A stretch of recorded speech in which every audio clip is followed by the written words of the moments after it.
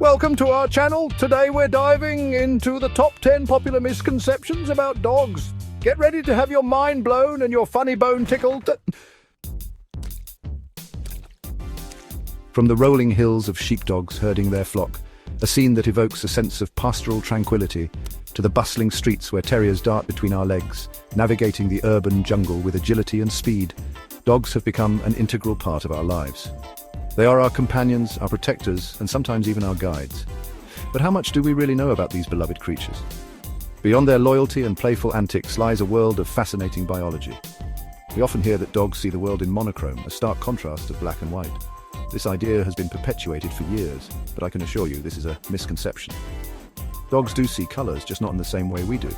Their vision is more nuanced than we give them credit for. Just like their wolf ancestors, dogs possess a different kind of vision, one that's adapted for their unique needs.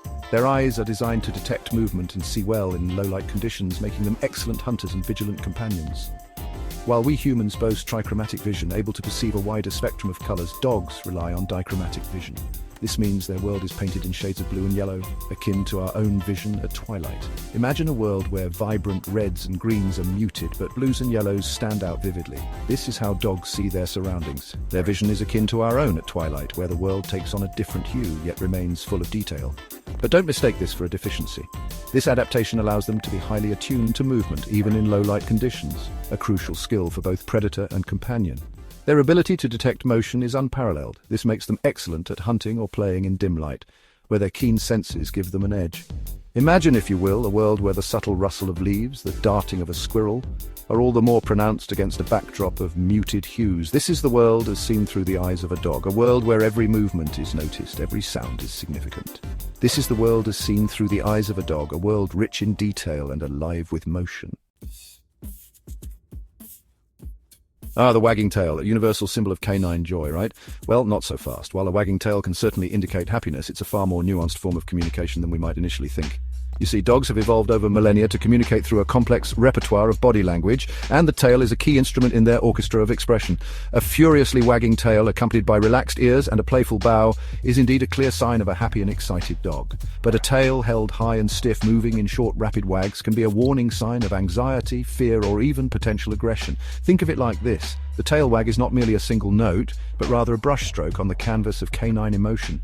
The speed, the direction, the height at which the tail is held, all contribute to the message being conveyed.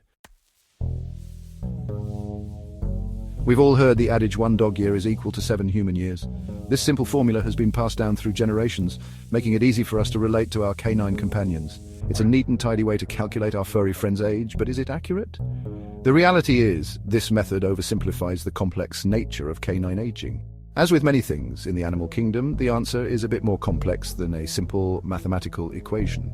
Different breeds and sizes of dogs age at different rates, making a one-size-fits-all approach ineffective. The truth is, dogs don't age at a uniform rate of 7 years for every one of ours. For instance, a 1-year-old dog is much more mature than a 7-year-old child. Their aging process is influenced by a multitude of factors, with breed and size playing a significant role. Larger breeds tend to age faster and have shorter lifespans compared to smaller breeds. Smaller breeds, those petite companions that often grace our laps, tend to live longer lives than their larger counterparts. This is why a Chihuahua might live well into its late teens. Think of the sprightly Chihuahua, often reaching their late teens, compared to the gentle giant Great Dane, whose lifespan is sadly shorter. Great Danes often only live to be around 7 to 10 years old. It's during those early years that dogs mature at an accelerated pace, reaching adulthood in a fraction of the time it takes us humans. A 1-year-old dog is roughly equivalent to a 15-year-old human in terms of physical and mental maturity. But once they hit maturity, the aging process levels out, varying greatly depending on the individual dog's breed, size, and overall health. Understanding these nuances helps us better care for our beloved pets throughout their lives.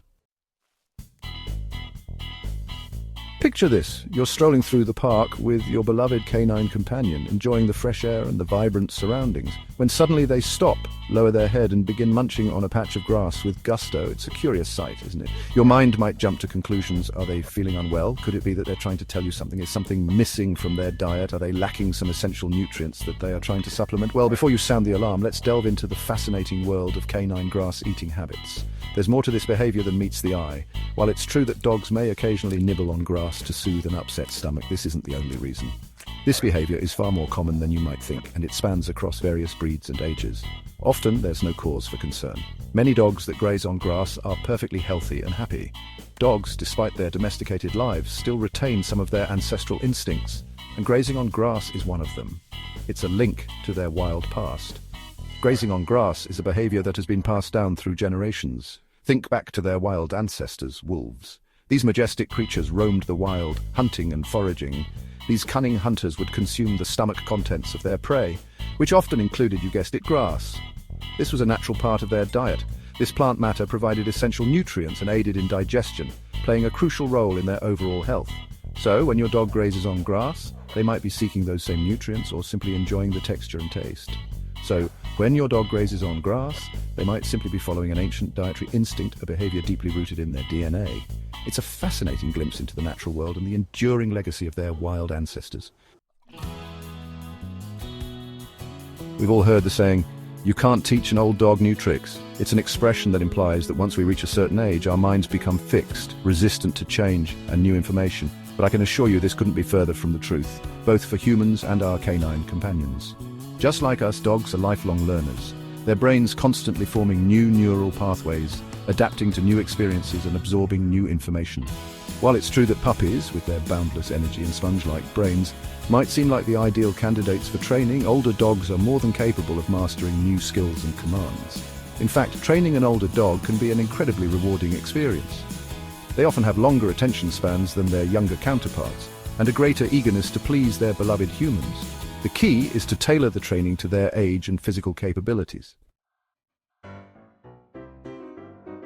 The canine kiss, a slobbery gesture of affection that's both endearing and, let's be honest, a bit concerning from a hygiene perspective. We've all heard tales of dogs' mouths being cleaner than humans. But is there any truth to this claim? Well, as with many things in the animal kingdom, the answer is a bit more complicated than a simple yes or no. Both dogs and humans have a diverse ecosystem of bacteria residing within their mouths. It's a delicate balance, and the types of bacteria present can vary greatly depending on factors like diet, overall health, and dental hygiene. So, while a dog's mouth might not necessarily be cleaner than a human's, it's not inherently dirtier either. The key to ensuring those canine kisses are safe and enjoyable is maintaining good oral hygiene for both you and your furry friend.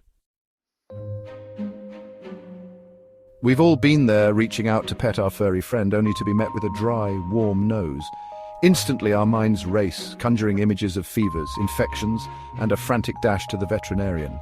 But before you hit the panic button, let's take a deep breath and explore the fascinating world of canine noses. While a dry nose can sometimes be an indicator of illness, it's far from a foolproof diagnostic tool. Dogs' noses, those incredible olfactory organs, are constantly in flux, their moisture levels influenced by a myriad of factors from the weather outside to their activity level. Think of it like this: a dog's nose is like a delicate ecosystem, its moisture levels ebbing and flowing throughout the day. A dog who's just woken up from a nap might have a drier nose than one who's been splashing around in a puddle. We've all seen those heartwarming videos of dogs paddling through the water, their tails wagging furiously as they fetch a ball or enjoy a refreshing swim. It's enough to make us believe that all dogs are natural-born swimmers, effortlessly gliding through the water like miniature dolphins. But the truth is, not all dogs are created equal when it comes to aquatic pursuits. While some breeds, like the Labrador Retriever with its webbed feet and water-resistant coat, seem to have been born to swim, others might approach the water with a more cautious, if not downright terrified demeanour. Breeds with short legs and stocky builds like bulldogs or dachshunds might find it more challenging to stay afloat and are more prone to tiring quickly. Just like with any new skill, introducing your dog to water should be a gradual and positive experience. Start with shallow water, allowing them to get their bearings and build their confidence. It's a behaviour that makes even the most devoted dog owner cringe, coprophagia, the technical term for eating feces. It's a topic that's enough to turn stomachs and spark endless debates among dog lovers.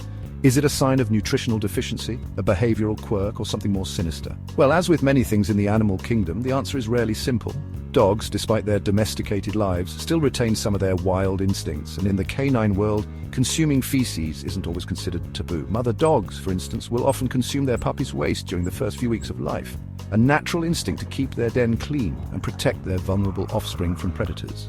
Beyond this maternal instinct, dogs might engage in coprophagia for a variety of reasons, some more concerning than others. For years, a common misconception has persisted that dogs inhabit a world devoid of color, their vision limited to a grayscale palette of black, white, and shades of gray. But I can assure you this is far from the truth. While dogs might not experience the world in the same vibrant hues as we do, their vision is far from monochromatic. Dogs, like many other mammals, possess dichromatic vision, meaning their eyes contain two types of color-sensitive cells, or cones. These cones allow them to perceive a range of colors within the blue and yellow spectrum, similar to what humans with red-green colorblindness see. So, while they might not be able to appreciate the fiery reds of a sunset or the lush greens of a summer meadow in the same way we do, their world is still filled with color, just a different palette than our own. Thanks for watching. If you enjoyed this video, don't forget to hit the subscribe button for more top 10 videos on various topics. See you next time.